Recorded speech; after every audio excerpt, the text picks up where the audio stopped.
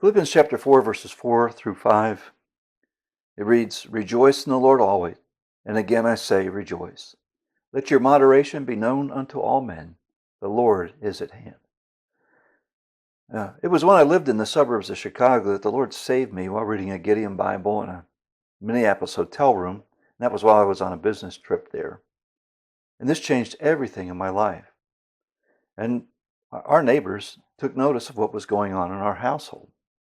Sometime after my salvation, I decided to repaint our front door. For whatever reason, I decided to paint the 6 panels tan and the door brown.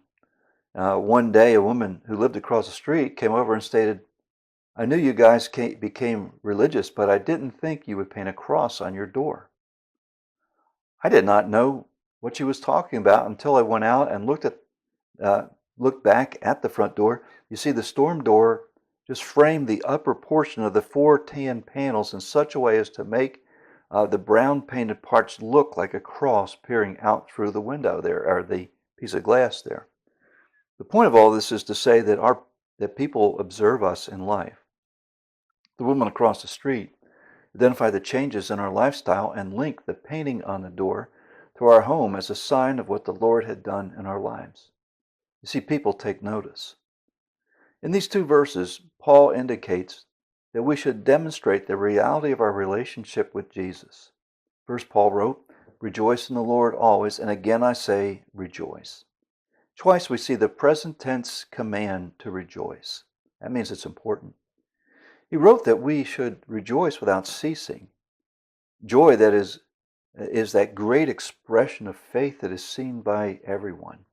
It is not just happiness that is circumstantial. Rather, it is that fruit of the Spirit that flows out from one walking by the Spirit regardless of one's circumstances. This type of joy is not natural. It's supernatural. It's not rejoicing based upon circumstances, but in everything that flows from a close personal relationship with the Lord Jesus Christ.